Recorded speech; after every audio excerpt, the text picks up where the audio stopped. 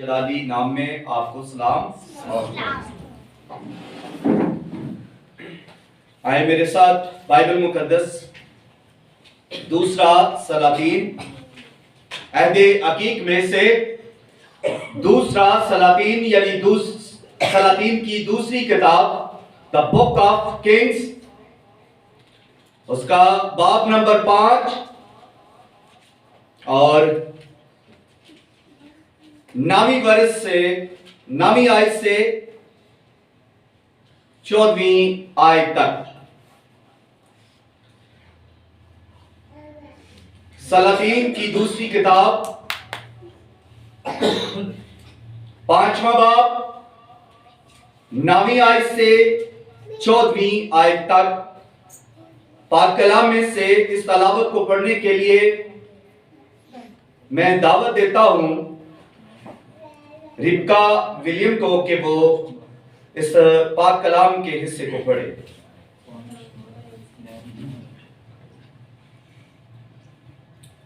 मेरी तरफ से आप सबको सलाम। सोलमान अपने घोड़ों और रथों समेत आया और अलीशा के घर के दरवाजा पर खड़ा हुआ और अलीशा ने एक कासद की मार्फत कहला भेजा, जा और यर्दन में 7 बार गोता मार तो तेरा जिस्म फिर बहाल हो जाएगा और तू पाक साफ होगा। पर नुमान नाराज होकर चला गया और कहने लगा, मुझे गुमान था कि वह निकल कर जरूर मेरे पास आएगा और खड़ा होकर खुदावंद अपने खुदा से दुआ करेगा और उस जगह के ऊपर अपना हाथ इधर उधर हिलाकर थोड़ी को शिफा देगा। क्या दमिश्क के दरिया अबाना और फरफर इसराइल की सब नदियों से भटकर नहीं है? क्या मैं उनमें नहाकर पाक साफ नहीं हो सकता? सो वह मुड़ा और बड़े कहल में चला गया। तब उसके मुलाजम पास आकर उससे यूं कहने लगे, ऐ हमारे बाप, अगर वो नबी कोई बड़ा काम करने का हुक्म तुझे देता तो तू क्या करता? बस जब वो तुझसे कहता है कि नहा ले और पाक साफ हो जा तो कितना ज्यादा उसे मानना चाहिए। तब उसने उतर कर मर्दे खुदा के कहने के मुताबिक गर्दन में 7 गोते मारे और उसका जिस्म छोटे बच्चे की जिस्म की मानद हो गया और वो पाक साफ हुआ। खुदाम के जिंदा कलाम पढ़े और सुने जान पर खुदाम की बरकत। आमीन। पाक कलाम के इस हिस्से को जो पढ़ा गया है आपके सामने, यहां पर एक शख्स है जिसका नाम है नुमान। नुमान इसको कोड़ी कहते हैं। नुमान कोड़ी इसलिए कहते हैं कि ये कोड़ में मुब्तला था, इसके बदन पर कोड़ था। इस मर्ज की वजह से इसे नुमान कोड़ी कहते हैं। तो नुमान सिर्फ कोड़ी ही नहीं बल्कि नुमान आराम के लश्कर का सरदार है। नुमान आरामी फौज का सिपाहसालार है, यानी कमांडर इन चीफ है। नुमान एक पुरवकार शख्सियत है। नुमान की शख्सियत एक जबरदस्त शख्सियत है और नुमान एक सूरमा है, एक जंगजू है। नुमान एक जंगजू, जबरदस्त जंगजू है और दलेर शख्स है। नुमान एक ताकतवर शख्स है। नुमान जब अपने बदन पर वर्दी पहनता है तो वो चमकदार वर्दी पहनता है। जब वो एक जबरदस्त चमकदार लिबास पहनता है जो एक यूनिफॉर्म है तो उसकी जबरदस्त पर्सनालिटी वाज़ेह होती है। नुमान इस पर्सनालिटी के अंदर एक सुरमा दिखाई देता है और जब वो चलता है, चाहे वो अपनी सरजमीन हो चाहे वो गैर अक़वाम की सरजमीन हो, जब वो चलता है तो रौब के साथ चलता है और उसके रौब के आगे बड़े बड़े सुरमा को और बड़ी बड़ी ताकतों को झुकना पड़ता है, क्योंकि उसको यहोवा खुदा ने, कुदरत वाले खुदा ने, कादिर मुतलिक खुदा ने, इस्राएल के खुदा ने, रब खुदावंद बादशाह ने, जो लश्करों का खुदा है, जो रब्बुल अफवाज है, उसने उससे इस्राएल को फतह करने की कुव्वत बख्शी।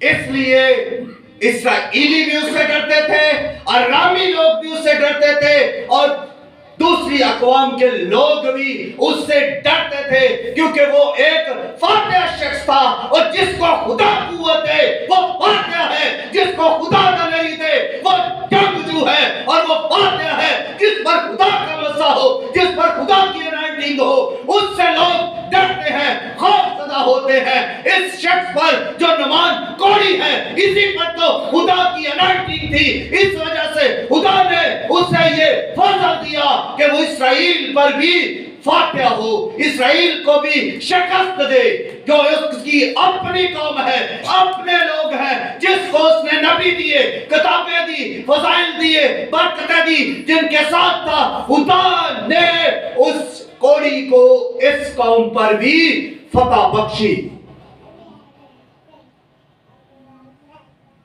नुमान कोड़ी इतनी पर जबरदस्त पर्सनैलिटी, इतना परवकार शख्स, और ये बादशाह का मंजूरे नजर है, बादशाह इससे प्यार करता है। जो आराम का बादशाह है वो इसको तकरीम की नजर से देखता है, इसकी हर कोई शख्स इज्जत करता है, इस कदर ये जबरदस्त सूरमा है। मगर एक कमी है, जबरदस्त होता है, जबरदस्त पर्सनैलिटी है, बादशाह का मंजूर नजर है, इसके बावजूद भी एक कमी है, एक कमजोरी है, और वो क्या है? जबरदस्त सूरमा होने के बावजूद भी बदन पर कोड़ है, कोड़ी है, बीमारी से भरा हुआ है। अगर जब वो चमकदार लिबास पहनता है, जिसके उसकी वर्दी के बटन भी चमकते हैं, उसके बूट भी चमकते हैं, उसका वो हथियारों से लैस है, उसकी तलवार भी जबरदस्त है, वो जंगजू भी जबरदस्त है, वो फातिह है, लेकिन वो कोड़ी है, वो बीमार शख्स है, कोड़ लगा हुआ है।